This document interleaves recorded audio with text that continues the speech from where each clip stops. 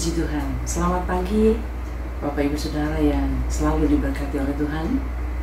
Kembali kita berjumpa dalam program renungan saat pagi hari ini. Tapi sebelumnya, mari kita berdoa. Bapa dalam sorga, kami mengucap syukur kepadamu Tuhan buat segala kebaikan Tuhan, anugerah Tuhan bagi kami.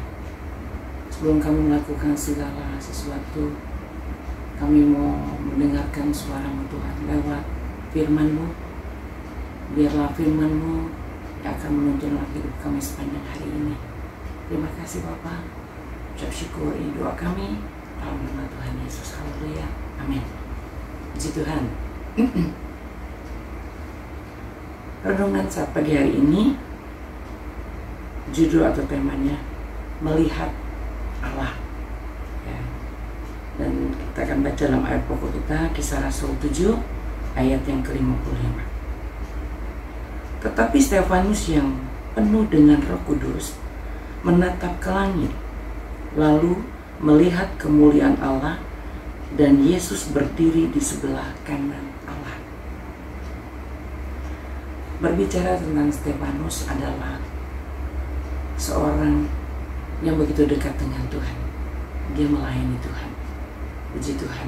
Itu sebabnya ada begitu banyak orang yang tidak suka dengan Stefanus, karena kehidupannya dia berkenan kepada Tuhan.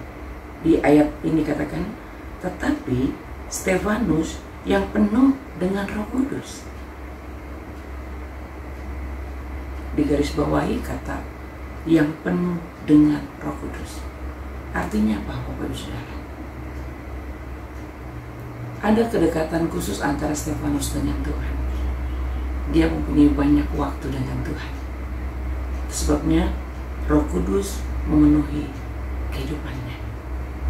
Kita tidak bisa bayangkan bahwa Stefanus dipimpin oleh Roh Kudus. Setiap kehidupannya dia dipimpin oleh Roh Kudus. Di ayat yang kita akan melihat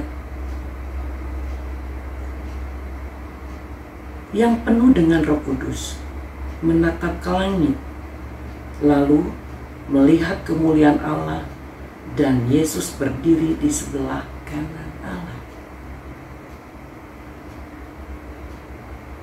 Stefanus mendapat satu pemberian Tuhan yang terbaik. Ya, kenapa? Karena dia bisa melihat Allah dan Yesus berdiri di sebelah kanan Allah. Dan tidak semua orang Tuhan izinkan untuk melihat hal itu. Tapi kenapa Stefanus Tuhan bisa izinkan? Karena tadi dia penuh dengan Roh Kudus. Hidupnya dipimpin Roh Kudus. Artinya secara pribadi dia suka bergaul dengan Tuhan. Orang yang penuh dengan Roh Kudus, dia sering membangun mezbah dengan Tuhan.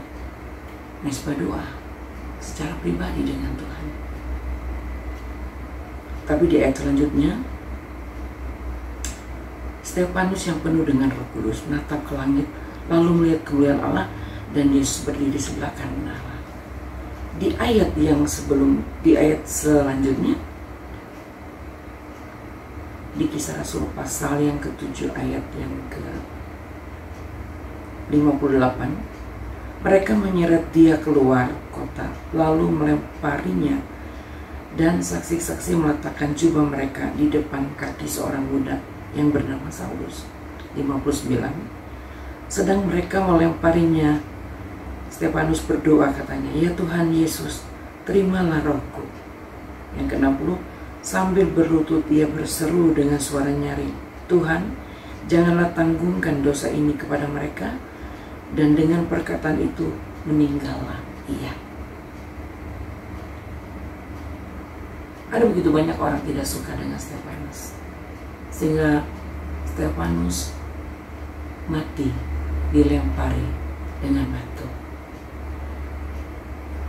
Mungkin kita berkata, kenapa ya Salahnya apa? Tetapi buat Stefanus sendiri, dia diberikan kesempatan yang luar biasa, dan tidak sembarang orang untuk bisa melihat Allah. Dalam Matius 5 katakan, Matius 5 ayat yang ke-8, berbahagialah orang yang suci hatinya, karena mereka akan melihat Allah. Jadi Stefanus begitu berharga di hadapan Tuhan, sehingga dia bisa melihat Allah. Saya katakan tadi, tidak semua orang.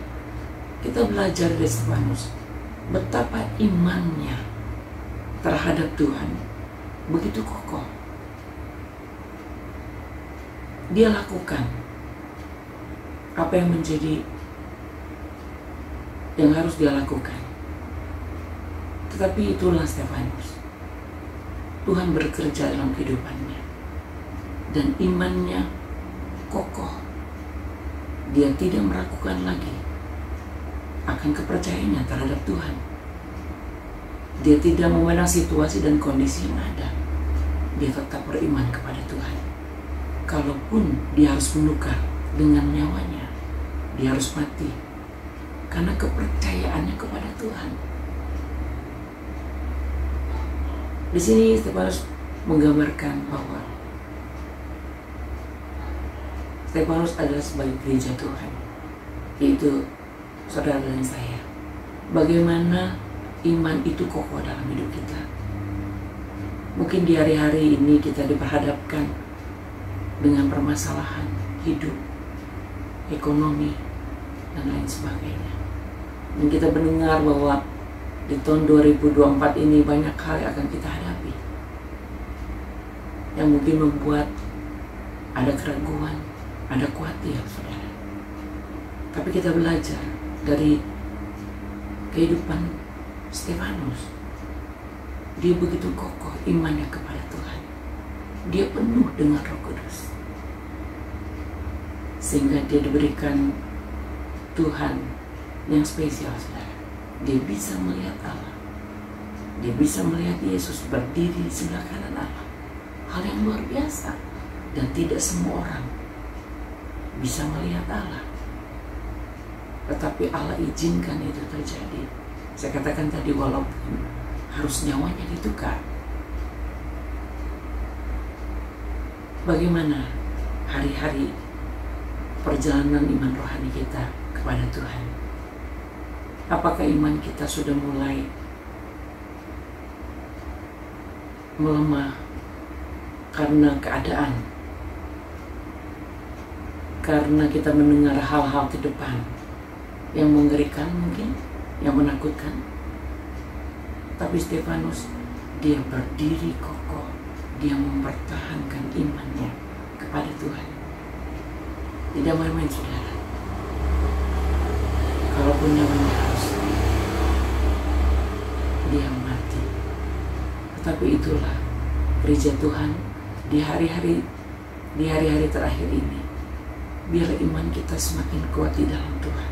Artinya apa? Kita harus banyak mendekatkan diri kita kepada Tuhan, membangun mesbah doa kita, karena itulah yang memampukan kita kuat menghadapi situasi apapun, karena kita berjalan bersama dengan Tuhan. Puji Tuhan, biarlah renungan firman Tuhan saat pagi hari ini kita diingatkan kembali bahwa iman kita harus tetap tertuju kepada Yesus yang memberikan senantiasa kemenangan dalam kehidupan kita. Ingat, kita berjalan bersama dengan Tuhan. Puji Tuhan, sekian renungan firman Tuhan saat pagi hari ini. Tuhan Yesus memberkati. Mari kita berdoa. Bapa yang baik, kami mengucap syukur buat kemurahan Tuhan, buat firman-Mu saat pagi hari ini. Biarlah iman kami tetap semakin kuat di dalam Engkau, Tuhan, semakin bertumbuh di dalam Engkau, dan kami akan mengerti rancangan Allah yang terbaik dalam kehidupan kami. Terima kasih Bapa yang baik. Sepanjang hari ini, segala aktivitas kami percaya ditolong dan diberkati oleh Tuhan. Ini doa kami, Tuhan. Kami mengucap syukur dalam nama Tuhan Yesus. Haleluya. Amin.